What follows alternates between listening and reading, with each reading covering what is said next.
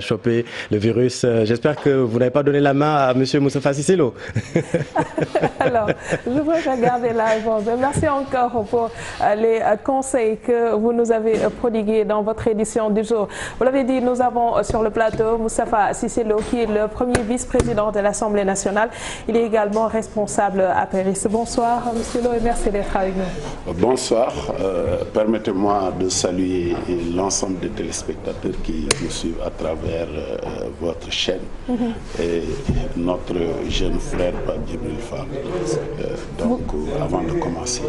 Très bien. Vous revenez du Salon international de l'agriculture à Paris, où un cas de coronavirus a été signalé et le salon a finalement été reporté. On a envie de vous demander, est-ce que vous, quand vous êtes arrivé au Sénégal, vous avez été contrôlé?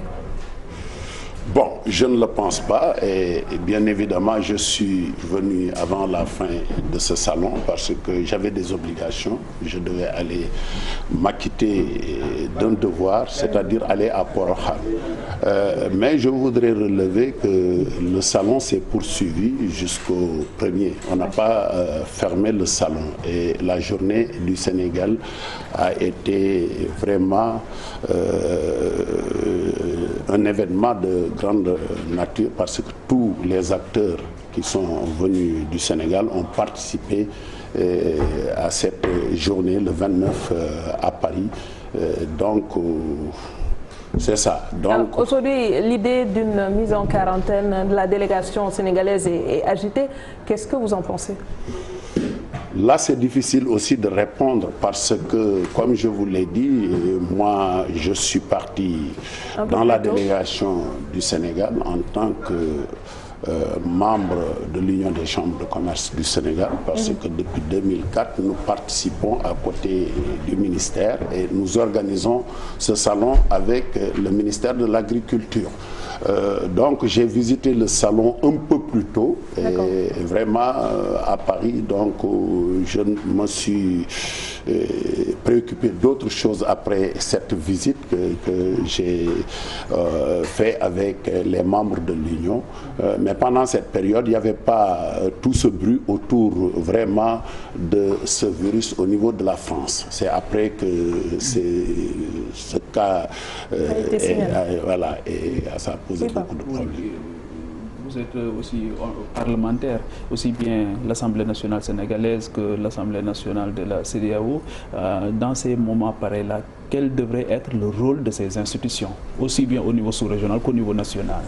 Oui, vous savez bien que le Sénégal a pris par le corps cette question depuis que cette problématique a été agitée, c'est-à-dire ce virus qui sévit dans les pays de l'Asie, surtout en Chine, parce qu'il y avait un débat autour du rapatriement des Sénégalais et je pense aujourd'hui que le président de la République Macky Sall avait pris la bonne décision, c'est-à-dire d'être attentif, d'essayer de voir ce qui se passe pour prendre une décision majeure.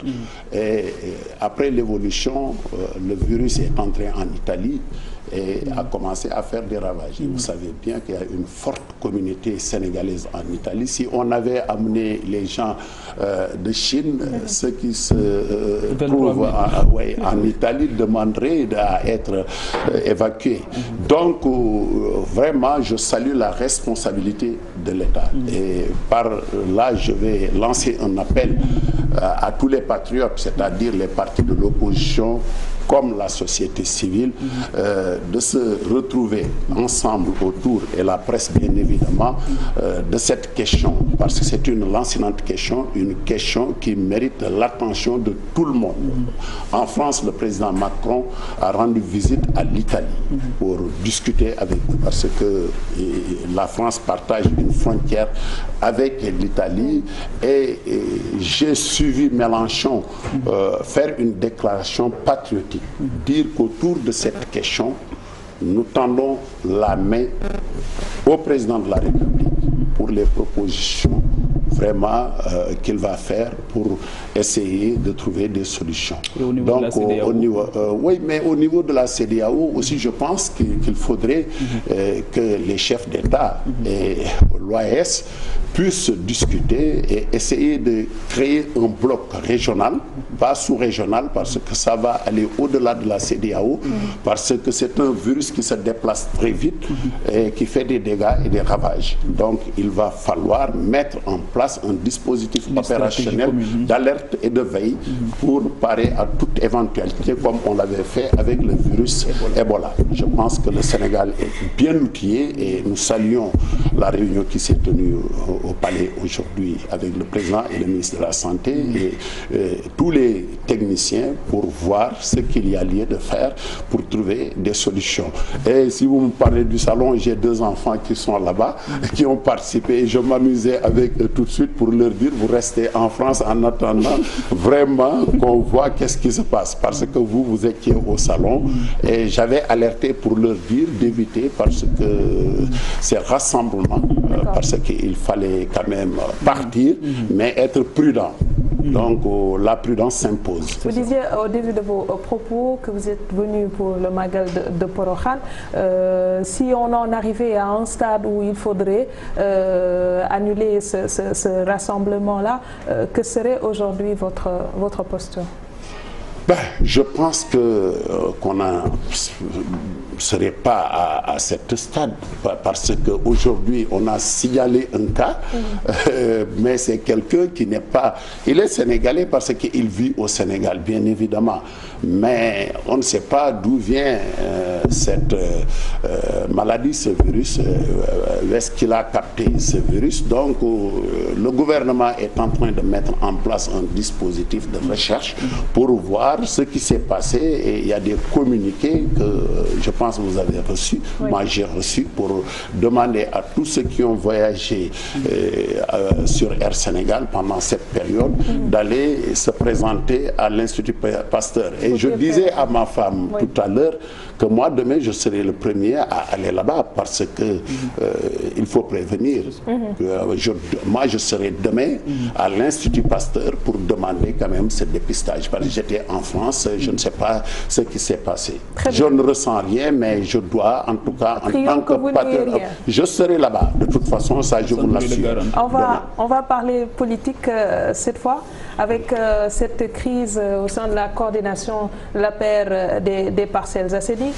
Tantôt, c'est des responsables qui sortent pour dire qu'ils ont demandé à ce que Amadou Ba soit destitué. De l'autre côté, on voit un communiqué qui dit autre chose. Qu'en est-il réellement? Est-ce que Amadou Ba a été destitué de la coordination de la paire des Parcelles Assainies? Vous savez, en ma connaissance, je n'étais pas informé de cela. Aussi, je voudrais relever un point essentiel. J'étais parmi les éminents membres de l'APR qui siégeaient au secrétariat exécutif, mais j'avais démissionné bien avant les élections.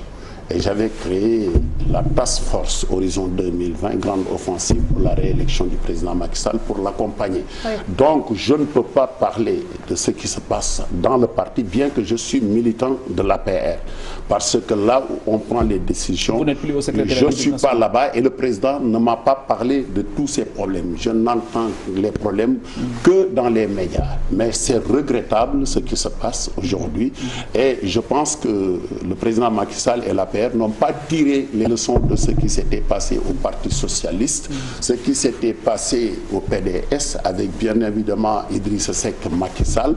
Donc si je vois des jeunes qui attaquent des leaders de grande nature, qui se sont dépensés, qui ont mis toute leur énergie pour appuyer le président de la République, pour lui donner une majorité à l'Assemblée nationale, pour l'appuyer pour qu'il puisse avoir un second mandat, j'ai peur. Vous pensez qu'ils sont attaqués à tort? Bien évidemment, mais je n'ai jamais vu. Moi, j'ai 65 ans et j'ai fait 3 partis. Le Parti Socialiste, la crise. J'étais là-bas, présent en 96, quand on demandait aux socialistes de duer Djiboka, feu Djiboka, j'étais là-bas. Et Djiboka a quitté le parti. Après, c'est Moustapha Niasse qui a volontairement jeté l'éponge et quitté le parti parce qu'il savait que ça ne va pas. Aujourd'hui, si nous répétons les mêmes erreurs, c'est-à-dire ce que les socialistes avaient fait par folie de grandeur, ce que le PDS avait fait par folie de grandeur, mettre dehors Idrissa Seck, mettre Macky Sall dehors, je pense qu'on n'a pas tiré les leçons et les enseignements de ce qui s'était passé. Honorable, en toile de fond de cette crise